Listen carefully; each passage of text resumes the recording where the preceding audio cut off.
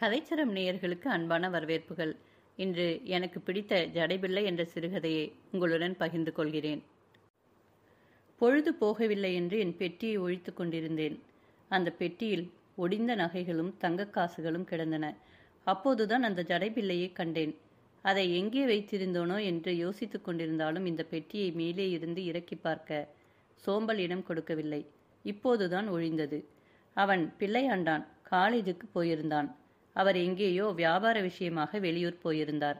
இந்த நேரத்தில் வழக்கமாக வந்து பேசிக் கொண்டிருக்கும் சொக்கநாயகி இன்று என்னவோ வரவில்லை. அவர்களுக்கும் வேலை இல்லையா? அவருடைய கடையில் நாகரிகமாக சொன்னால் கம்பெனியில் முக்கியமான வேலைக்காரர் நாகநாத ஆசாரியார். சாதி பட்டத்தை விட்டுவிட்டு நாகநாதன் என்று கூப்பிட அவர் விரும்புவதில்லை. எங்கள் தொழில் சிறப்பை காட்டும் பட்டம் அது என்று பெருமையோடு சொல்லிக் கொள்வார். ஆனால் அவர் என்னவோ குலத்தொழிலை விட்டுவிட்டு கம்பெனி குமாஸ்தாவாகத்தான் இருக்கிறார். அவருடைய மனைவி சொக்கநாயகி. அவளுக்கு இந்த காலத்து நாகரிகம் அவ்வளவாக தெரியாது. சாது, உபகாரி. பக்கத்து தெருவில் குடியிருந்தபடியால் அடிக்கடி வந்து கவனித்துக் கொள்வாள். எங்கள் வீட்டு வேலைக்காரி மகாராங்கிக்காரி. எதிலும் வெட்டு ஒன்று துண்டு இரண்டு தான். பற்று பாத்திரம் தேய்க்கிறது, வீடு பெருக்குகிறது, இவற்றை திட்டமாக செய்வாள். அதற்கு மேல் எது செய்ய சொன்னாலும் காசை கீழே வை என்பாள். விறகு கடையிலிருந்து விறகு கொண்டு வர வேணுமா? தனியே 2 அணா கொடுக்க வேண்டும். கோதுமை அரைத்து வர வேணுமா? அரையனாவது கொடுக்க வேணும். ஏதாவது அரைக்க சொன்னால் தனி கூலி. கடைக்கண்ணிக்கு போய் வா என்று சொல்லிவிட்டால் போதும். அவள் முணுமுணுப்பை சொல்லி மாளாது. கம்பெனியில் வேலை செய்யும் வேலைக்காரர்களிடம் நான் ஒரு வேலை சொல்லக்கூடாது. அப்படி அவர் என்னை திட்டம் பண்ணியிருந்தார். இப்படியானால் வேலை எப்படி நடக்கும்? இந்த நிலையில் எனக்கு சமய சஞ்சீவியாக சொக்கநாயகி வந்து சேர்ந்தாள். கலகலவென்று பேசுவாள். அவளுக்கு ஒளிவு மறைவு என்பதே இல்லை. ஒரு நாள் உன் புருஷர் ஏன் பொன் செய்யும் வேலையை விட்டுவிட்டார் என்று கேட்டேன். விடுகிறதாவது அம்மா. அவர் அதை தொடவே இல்லை. அவர் தகப்பனார் அவரை பள்ளிக்கூடத்தில் படிக்க வைத்தார். அப்போதிலிருந்தே அவருக்கு தொழில் என்றால் விருப்பம். ஆனால் இப்போதெல்லாம் அப்படி இல்லை. தொழிலுக்கு கௌரவம் உண்டு என்று அடிக்கடி சொல்லிக் கொள்கிறார். நான் கூட தொழில் பழகியிருந்தால் நன்றாக இருந்திருக்கும் என்று கூட சில சமயம் வேதனைப்பட்டுக் கொள்வார் என்றாள் அவள். அந்த சொக்கநாயகி இன்று வரவில்லை. ஏதோ நினைத்து கொண்டேன். மேலே இருந்து பெட்டியை கீழே கூடத்துக்கு கொண்டு வந்து வைத்துக் கொண்டு திறந்து பார்த்தேன். எங்கே வைத்து விட்டேனோ என்று கவலைப்பட்டு கொண்டிருந்த ஜடைபிள்ளையை கண்டேன். அதை கண்டவுடனே அம்மா ஞாபகம்தான் வந்தது. எத்தனை அன்பாக அதை எனக்கு கொடுத்தாள். சுந்தரி, இந்த ஜடைபிள்ளை ஆகி வந்தது. இதை ஜாக்கிரதையாக வைத்துக்கொள். இந்த சிவப்புக்கள் எங்குமே கிடைக்காது. இதை நான் தலையில் வைத்துக்கொண்டு நவராத்திரி ஜோத்திரைக்கு போனேன். அப்போது உங்கள் அப்பா என்னை கண்டார். அப்புறம் கல்யாணம் ஆயிற்று. இதை பிரித்து விடாதே. கல் நன்றாக இருக்கிறது என்று பிரித்து மோதிரம் கடுக்கன் என்று செய்ய தோன்றும். இதை பிரிக்காமலேயே வைத்திரு. உன் மூத்த பெண்ணுக்கு இதை சூட்டி அழகு பார். அவளுக்கே பிற்காலத்தில் கொடுத்து விடு. அவள் என்னென்னவோ சொன்னாள். வரும் காலத்தை ஒவ்வொருவரும் தம் கையில் வைத்துக் கொள்ளத்தான் ஆசைப்படுகிறார்கள், திட்டம் போடுகிறார்கள். ஆனால் இது நம்மிடம் அகப்படுவது இல்லையே. என்னுடைய மூத்த பெண்ணுக்கு கொடு என்று அம்மா உபதேசம் செய்தாள். மூத்த பெண்ணா? எனக்கு ஒரே ஒரு பெண்தான் பிறந்தாள். அம்மாவுக்கு அது தெரியும். ஆனால் அந்த கடன்காரி 12 வருஷம் வளர்த்து தன் கடனை வாங்கி கொண்டு போய்விட்டாள். அப்புறம்தான் எத்தனையோ தவம் பண்ணி சிவகுமாரன் பிறந்தான். ஆமாம், அவள் போகிற போது இவன் வயிற்றில் இருந்தான். ஜடைப்பிள்ளையை எந்த பெண்ணுக்கு கொடுப்பது? சுவாமி என்னை வாழை மரத்தைப் போல வைத்து விட்டார். ஒரு குலை தள்ளியதோடு நிற்கிறதல்லவா? சேச்ச, எனக்கு 2 குழந்தைகள் பிறந்தார்களே. இருந்தாலும் உருப்படியானது. முருகா, சண்முகா, குழந்தை தீர்க்காயுசாக இருக்க வேண்டும். என்னவோ சொல்ல வந்தேன். மனசு எப்படி எப்படியோ தாவுகிறது. அம்மாவுக்கு ஜோசியம் தெரிந்திருந்தால் அப்படியெல்லாம் சொல்லியிருக்க மாட்டாளோ என்னவோ. இந்த ஜடைபிள்ளையை பற்றி சொல்லும்போது அவள் எவ்வளவு மகிழ்ந்து போனாள். சேந்தமங்கலத்தில் இதை செய்த ஆசாரி வரப்பிரசாதியாம். தெய்வங்களுக்கு திருவாபரணம் செய்வதில் மிகவும் கெட்டிக்காரனாம். அவனிடம் மனுஷர்களுக்கு நகை செய்தும் தருபடி கேட்கவே பயப்படுவார்களாம். யாருடைய இஷ்டத்துக்கும் வசப்படவே மாட்டானாம். தானே மனசு இசைந்து யாருக்காவது ஏதாவது செய்து கொடுத்தால் அவர்கள் அமோகமாக வாழ்வார்களாம். அம்மா வக்கனையாகத்தான் சொன்னாள். ஆனால் ஒன்றும் பலிக்கவில்லை. அம்மாவுக்கு முன்னாலே அப்பா போய்விட்டார். ஜடைபிள்ளை அவளுக்கு நீண்ட மாங்கில்ய பலத்தை தரவில்லையே. அது கிடக்கட்டும். நான் வாங்கி கொண்டேனே. எனக்கு ஒரு பெண் பிறந்தாளே, அவள் இறந்தாளா? இந்த எண்ணங்களை எல்லாம் அந்த காலத்தில் நான் எண்ணவில்லை. அம்மா தந்ததை ஆசையோடு தான் வாங்கி அணிந்து கொண்டேன். ஜடைபிள்ளை என்னவோ அழகான வேலைப்பாடு உள்ளதுதான். அன்னம் தன் மூக்கில் ஒரு கொடியை பிடித்து கொண்டிருக்கிறது போல ஒரு சிற்பம். அந்த காலத்தில் பழைய சிகப்புக்கு மோஜு அதிகம். எந்த வீட்டுக்கு போனாலும் அந்த வீட்டு அம்மாள் என்னை நிறுத்தி என் தலையை குனிய செய்து அதை பார்ப்பாள். அப்போதெல்லாம் எனக்கு பெருமை தாங்காது. அதெல்லாம் பழைய கதை. நான் புக்ககத்துக்கு வந்த பிறகும் அதை அணிந்து கொண்டேன். நாளடைவில் சிவப்புக்கு மதிப்பு குறைந்தது. வைரம் எங்கும் டாலடிக்க ஆரம்பித்து விட்டது. போலி வைரங்களும் வந்துவிட்டன. விலையிலே எவ்வளவு உயர்ந்ததானாலும் பழைய சிவப்பை தீண்டுவார் இல்லை. மட்டமான ரங்குன் வைரத்துக்கு முன்பு கூட அதற்கு செலவாணி இல்லாமல் போயிற்று. நான் எப்போதாவது இதை தலையில் வைத்துக் கொள்வேன். பெண் பிறந்த பிறகு அவளுக்கு வைத்தேன். என்னம்மா இது கர்நாடகம் என்று அவள் சொல்வாள். ஆனாலும் எனக்காக வைத்துக் கொள்வாள். ஆமாம், நான் சொன்னால் அது அவளுக்கு வேதம். எதற்கெடுத்தாலும் அம்மா அதை செய்யட்டுமா, அம்மா இதை வாங்கட்டுமா, அம்மா எனக்கு இது வாங்கித்தா. இப்படியே ஒரு நாளைக்கு 100 தரம் அம்மாவை கூப்பிட்டு விடுவாள். அவள் அழகும் சூட்டிகையும் அறிவும் என்னிடம் உள்ள அன்பும் எதை கண்டாலும் ஆசை. எதற்காகத்தான் அப்படி ஆசைப்பட்டாளோ? நான் சீக்கிரம் போய்விடேன், அதற்குள் எல்லாம் பார்த்து விட வேண்டும் என்றுதான் அப்படி ஆசைப்பட்டாளோ பாவி. எனக்கு அப்போது ஒன்றும் புரியவே இல்லை, தெரியவும் இல்லை. மறுபடியும் எங்கேயோ போய்விட்டேனே. இந்த பாழு மனசு எத்தனை நாளானாலும் மறக்காது போல இருக்கிறது. அன்றைக்கு அவளை கட்டையிலே வைத்துவிட்டு இதை பெட்டியிலே போட்டதுதான் சரியாக 18 வருஷங்கள் ஓடிவிட்டன. இதை பார்த்தால் அம்மா ஞாபகம் வருகிறது. அதோடு அவள் நினைவும் வருகிறது. சிந்தனையிலே என்னை மறந்து பெட்டியை திறந்து வைத்தபடியே உட்கார்ந்து கொண்டிருந்தேன். அம்மா என்று கூப்பிட்டபடியே சொக்கநாயகி வந்தாள். ஏண்டி இன்றைக்கு இவ்வளவு நேரம் என்று கேட்டேன். அவர் சாப்பிட்டு விட்டு உடனே போகிறவர். கொஞ்ச நாளைக்கு தங்கி பேசிக்கொண்டிருந்தார். சிறிது நேரத்திற்கு முன்தான் கடைக்கு போனார் என்றாள். எத்தனை தரம் நான் கம்பெனி என்று சொல்லித் தந்தாலும் அவள் கடை என்றுதான் சொல்கிறாள். அது புத்தக கடைதானே. இருந்திருந்து இந்த வயசில் என்ன அப்படி இங்கிதமான பேச்சு என்று புன்னகை பூத்தபடியே கேட்டேன். போங்கள் அம்மா, என் மகள் மீனாட்சியின் கல்யாணத்தை பற்றி பேசினார். யாரோ தூரத்து உறவில் சேலம் ஜில்லாவில் சேந்தமங்கலம் என்ற ஊரில் ஒரு பையன் இருக்கிறானாம். அவன் தொழிலில் கெட்டிக்காரனாம். இப்போதுதான் இவருக்கு தொழிலில் மதிப்பு வந்திருக்கிறதே. அவன் பெரிய குடும்பத்தை சேர்ந்தவனாம். அவனுக்கே மீனாட்சியை கல்யாணம் பண்ணி கொடுத்து விடலாம் என்று சொன்னார். ஓஹோ, கல்யாணம் கூடுகிறது, நல்லது. சுவாமி நல்லபடியாக கல்யாணம் நடத்த வேண்டும் என்றேன். இதென்ன பெட்டியை திறந்து போட்டுக்கொண்டு உட்கார்ந்திருக்கிறீர்களே என்று சொக்கநாயகி கேட்டாள். நீ வரவில்லை, இதில் எதையோ தேடுவதற்காக எடுத்து வைத்துக் கொண்டேன். என்னென்னவோ ஞாபகம். எதை தேடினீர்கள்? பழைய கதை அவளுக்கு சொல்ல நாக்கு எழுந்தது. ஆனால் அடக்கிக் கொண்டேன். அவள் கல்யாண செய்தியை சுபமாக வந்து சொல்கிறாள். இந்த சமயத்தில் நாம் நம் அழுகையை சொல்வதாவது? ஆனாலும் அந்த ஜடைபிள்ளையை எடுத்து அவளுக்கு காட்டினேன். அதை அவள் கையில் வாங்கி பார்த்தாள். நான் பெட்டியை மூடி உள்ளே வைத்து விட்டு வந்தேன். ரொம்ப ரொம்ப நன்றாக இருக்கிறதே என்றாள் அவள். எங்கள் அம்மா கொடுத்தது. 1.5 பவுன் தங்கம் போட்டு செய்ததாம். இதை அழிக்கக்கூடாதென்று வைத்திருக்கிறேன். அந்த பிள்ளையாண்டான் எந்த ஊர்க்காரன் என்று சொன்னாய்? சேந்தமங்கலமாம். அடே, அதே ஊர்தான் போலிருக்கிறது. என்னம்மா சொல்கிறீர்கள்? உங்களுக்கு அந்த ஊர் தெரியுமா? நான் சற்று சிந்தனையில் ஆழ்ந்தேன். சேந்தமங்கலம் தானே. இந்த ஜடபிள்ளையை கூட அந்த சேந்தமங்கலத்தில் தான் யாரோ பண்ணினார்களாம் என்றேன். அப்படியா? ஆச்சரியமாக இருக்கிறதே அம்மா. இது நல்ல சகுனமாக கூட தெரிகிறது. நான் சேந்தமங்கலத்து பிள்ளையை பற்றி சொல்ல வந்தேன். நீங்கள் சேந்தமங்கலத்து ஜடைபிள்ளையை காட்டுகிறீர்கள். அவள் காணாததை கண்டதைப் போல ஆச்சரியத்தில் மூழ்கிப்போனாள். ஐயோ பாவம், இதன் பூர்வ கதை அவள் அறிந்தால் அவளுக்கு எதற்கு அது தெரிய வேணும்? அவள் அடைகிற சந்தோஷத்தை நாம் அதிகமாக்க முடியாவிட்டாலும் அதை கெடுப்பானேன். 1 வாரம் கழித்து சொக்கநாயகி வந்தாள். ஏதாவது வேலை இருந்தால் சொல்லுங்கள், சீக்கிரம் செய்துவிட்டு வீட்டுக்கு போக வேண்டும் என்றாள். என்னிடம் உள்ள அன்பினால் எனக்கு உதவி செய்வது அவள் இயல்பு. கடைக்கு போய் ஏதாவது வாங்கி வருவாள். சாமான்களை ஒழுங்கு செய்வாள். ஏன் இந்த அவசரம் என்று கேட்டேன். நாளைக்கு அந்த பிள்ளை வருகிறார். பெண்ணை பார்க்க வேண்டுமாம். மீனாட்சி பார்த்துவிட்டு வேண்டாம் என்று சொல்ல ஆள் இருக்கிறானா? வருகிறவர்களுக்கு உபசாரம் செய்ய வேண்டும். அது சம்பந்தமான வேலை இருக்கிறது. அதோடு என்று அவள் இழுத்தாள். என்ன தயங்குகிறாய்? சொல் என்றேன். அவர்கள் வரும்போது இவளுக்கு அலங்காரம் பண்ணி காட்ட வேண்டாமா? அதற்கு ஏதாவது நகை இருந்தால் கொடுங்கள். பிறகு திருப்பி தந்து விடுகிறேன். முக்கியமாக அந்த ஜடைபிள்ளையை. அது எதற்கடி பைத்தியம்? கர்நாடக நகை அல்லவா அது என்றேன். அதன் கதை தெரிந்தால் அவள் கேட்பாளா? இல்லம்மா, அது ரொம்ப அழகா இருக்குது. அவளுக்கு புது சேவப்பில் அப்படி ஒன்று பண்ணி போடணும்னு ஆசையே இருக்குது. எங்க ஜாதியில ஜடபிள்ளைனா மதிப்புமா என்று கெஞ்சினாள். அவள் எனக்கு செய்து வரும் உபகாரத்துக்கு இது எம்மாத்திரம்? ஆனால் நான் செய்வது உபகாரமாக இல்லாமல், கடவுளே முருகா, நீதான் காப்பாற்ற வேண்டும். இந்த ஜடைபிள்ளையினால் ஒன்றும் நேராமல் நீ துணை இருக்க வேண்டும். மனசு தர்ம சங்கடத்தில் மாட்டிக்கொண்டு தவித்தாலும் அவ்வளவு ஆசையாக கேட்கும் போது மறுக்க முடியவில்லை. முருகனை நினைத்து கொண்டு கொடுக்க துணிந்து விட்டேன். உனக்கு இல்லாமல் எதற்கு வைத்திருக்கிறேன்? ஏதோ இருக்கிற நகைகளை கொடுக்கிறேன். ஆண்டவன் அருளால் மீனாட்சிக்கு நல்ல இடம் கிடைத்து சௌகியமாக வாழட்டும். நல்லதம்மா, நாளைக்கு காலையில் வந்து வாங்கிக் கொள்கிறேன் என்று சொல்லி அவள் போய்விட்டாள். மறுநாள் ஒற்றை வடம் சங்கிலி, 1 ஜோடி வளை, அந்த ஜடைபிள்ளை, 1 மோதிரம் எல்லாம் வாங்கி கொண்டு போனாள். அதற்கு மறுநாளே பத்திரமாக எல்லாவற்றையும் கொண்டு வந்து கொடுத்து விட்டாள். என்னடி சமாசாரம்? மாப்பிள்ளை எப்படி இருக்கிறான்? அவனுக்கு பெண்ணு பிடித்திருக்கிறதா? கல்யாணம் எப்போது, எங்கே நடக்கிறது என்று கேட்டேன்.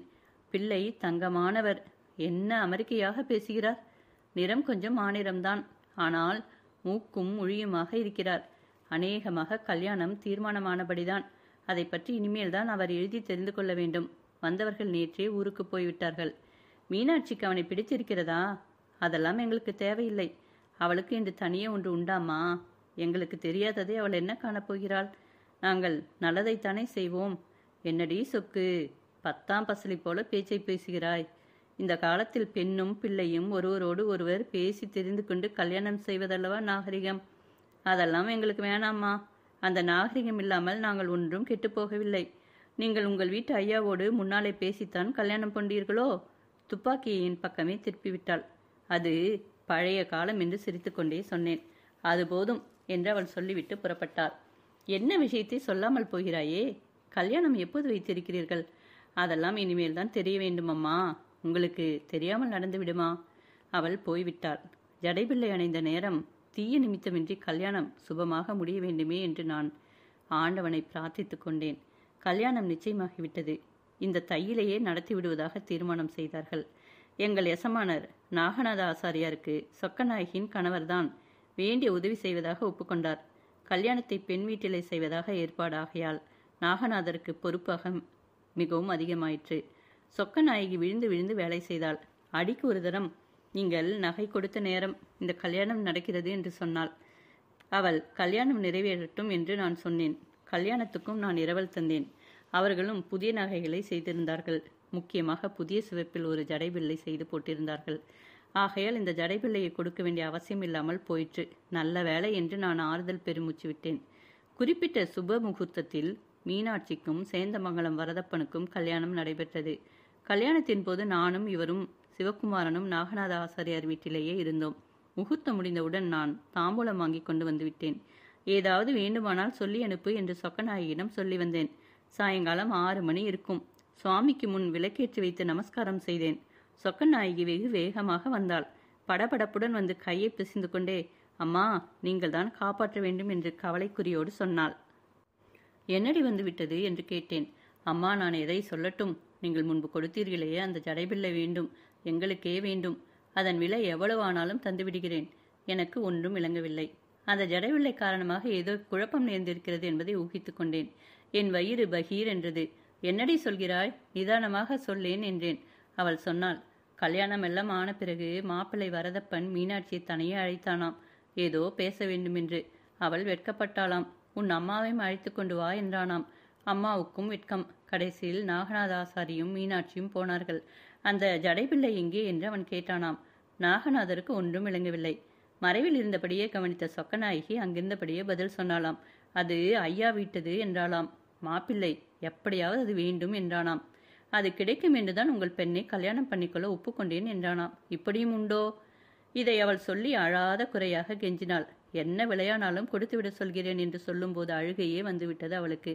என்ன இது அசடே, அழாதே, இது என்ன பிரமாதம்? இல்லாததை கேட்காமல் இருக்கிறதை கேட்டானே, அதற்கு சந்தோஷப்படு. அதை போய் எதற்காக அவ்வளவு ஆசையாக கேட்கிறானாம்? அவர் கல்வேளையில் கெட்டிக்காரராம். அது நன்றாக இருக்கிறதாம். அவளால் பேச முடியவில்லை. நான் சிறிது யோசித்தேன். ஒரு தீர்மானத்துக்கு வந்தேன். விறுவிறுவென்று உள்ளே போனேன். அந்த ஜடைபிள்ளையை கொண்டு வந்து முருகன் சன்னிதானத்தில் வைத்து நமஸ்காரம் செய்தேன். இந்தா சொக்கு, நீயும் நமஸ்காரம் செய்து இதை எடுத்துக்கொள் என்றேன். அவள் நமஸ்காரம் செய்துவிட்டு, நீங்களே உங்கள் கையால் தாருங்கள் என்றாள். நான் முருகனை தியானித்து கொண்டே அதை எடுத்தேன். சொக்கு, ஆண்டவன் தான் இப்படி ஒரு திருவிழாவை செய்திருக்கிறான். இந்த ஜடைபிள்ளையை மீனாட்சிக்கு கல்யாண சீதனமாக நான் கொடுக்கிறேன். அவள் என் பெண். என்னுடைய அம்மா தந்தது இது. அவள் பேரும் மீனாட்சி. தன் பேரையுடைய பேத்திக்கு இது உரிமையாவதில் அவள் ஆத்மா சாந்தி அடையும். எடுத்து போய் மீனாட்சிக்கு கொடு. அவள் மகாராஜாக வாழட்டும். நான் ஆவேசம் வந்தவளைப் போல பேசினேன். என்னம்மா இது? விலைக்கு வாங்கிக் கொள்ளத்தான். அதை பற்றி பேசாதே. போ போ, போய் முதலில் காரியத்தை கவனி. மீனாட்சி கருவுற்றிருந்தாள். அவளை வரதப்பன் அழைத்து கொண்டு வந்திருந்தான். அம்மா, உங்கள் பெண் நாளைக்கு உங்கள் மருமக பிள்ளையோடு வரப்போகிறாள் என்று முதல் நாளே சொக்கநாயகி சொன்னாள். ஆம், என் நிபந்தனைகளை அவள் ஒப்புக்கொண்டு விட்டாள். என் பெண் மீனாட்சி வந்தாள். வரதப்பனுடன் பேசி பழகினேன். நல்ல பிள்ளை, சாமர்த்தியசாலி. ஒரு நாள் வீட்டுக்கு வந்திருந்தான். பேசிக்கொண்டிருந்தான். ஏனப்பா அந்த ஜடைப்பிள்ளையை ஜாக்கிரதையாக வைத்திருக்கிறாயா என்றேன். ஜாக்கிரதையான இடத்தில் இருக்கிறதம்மா என்றான். ஆமாம், அதை கொண்டு வந்து கொடுத்தால்தான் மறுகாரியம் என்று அன்று தடபுடல் பண்ணிவிட்டாயாமே, அப்படி செய்யலாமா என்று கேட்டேன். செய்யக்கூடாதுதான், ஆனால் நான் அதற்கு ஆசைப்பட்டதற்கு காரணம் உண்டு. அது ஒரு பெரிய கதை என்றான். சேந்தமங்கலம் வரதப்பா ஆசாரியார் பொற்கொள்ளர்களில் சிறந்தவர், சாஸ்திரம் தெரிந்தவர், ஆலயங்களுக்கு வேண்டிய நகைகளை செய்கிறவர். ஒருவருடைய பேரன்தான் இந்த வரதப்பன். வரதப்பா ஆசாரியார் ஒரு சமயம் அந்த ஊர் வரதராஜ சுவாமி கோயில் தாயாருக்கு ஒரு ஜடைபிள்ளை செய்தார். ஒரு ஜமீன்தாருடைய பிரார்த்தனை அது. அவர் நல்ல சிவப்பு கல்லாக வாங்கி கொடுத்தார். உறுதியான கட்டடமாக இருக்க வேண்டும் என்று சொன்னார். 1.5 பவுனுக்கு மேலே தங்கம் போட்டு மிகவும் நன்றாக அன்னமும் கொடியுமாக சிற்பம் அமைத்து செய்தார்.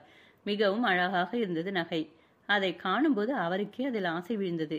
அப்போது அவர் புதிதாக கல்யாணம் செய்து கொண்டிருந்தார். தம் மனைவிக்கும் அப்படி அதே அச்சில் ஒன்று செய்து அணிய வேண்டும் என்று அவர் ஆசைப்பட்டார். கோயிலுக்கு நகை செய்து கொடுத்து விட்டாள். சில வருஷங்களாக கல் சேர்த்து தம் மனைவிக்கும் அதே அச்சில் ஒன்று செய்து அணிவித்தார். ஆனால் அதை அணிந்த மறு வருஷம் அவர் மனைவி காலமாகிவிட்டாள்.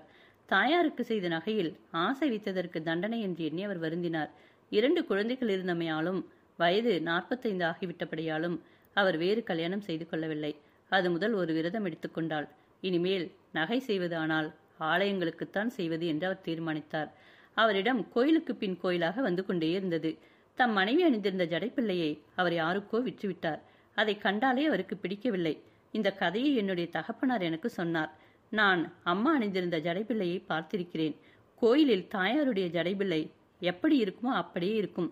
என்ன அழகான கல், என்ன அற்புதமான வேலைப்பாடு என்று அப்பா அடிக்கடி சொல்வார். நான் கோயிலில் பெருமாளையும் தாயாரையும் தரிசிக்கும் போது என் கண் அந்த ஜடைப்பிள்ளையை தேடும். உற்சவ காலங்களில் தான் அலங்காரம் பண்ணுவார்கள்.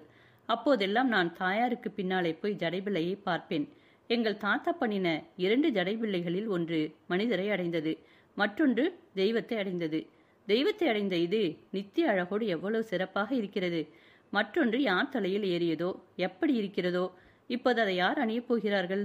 பிரித்து குலைத்திருப்பார்களோ என்று நான் அடிக்கடி எண்ணமிடுவேன். அன்று தை வெள்ளிக்கிழமை. பாவி, நான் கண் போட்டதனாலோ என்னமோ தாயார் கோயிலுக்குள் எழுந்தருளி இருந்தபோது விக்கிரகம் கீழே விழுந்துவிட்டது. மல்லாக்க விழுந்தமையால் விக்கிரகம் சேதமில்லாமல் பிழைத்தது. ஆனால் ஒரு கல்லின் மேல் தாக்கியமையால் ஜடைபிள்ளை சிதறி போயிற்று. நானே அதை குலைத்தது போன்ற ஒரு அங்கலாய்ப்பு ஏற்பட்டுவிட்டது. அந்த ஜடைபிள்ளையின் முழு உருவமும் அப்படியே என் அகக்கண்ணில் நின்றது. அந்த வேதனையை போக்கியது உங்கள் ஜடைபிள்ளை. அதே அச்சு. நிச்சயம் அது பழைய ஜடைபிள்ளைதான் என்று தெரிந்து கொண்டேன். எனக்கு கண்ணோட்டம் தெரியுமல்லவா? இது உன் தாத்தா செய்ததுதான் என்று எப்படி தெரியும் என்று நான் கேட்டேன்.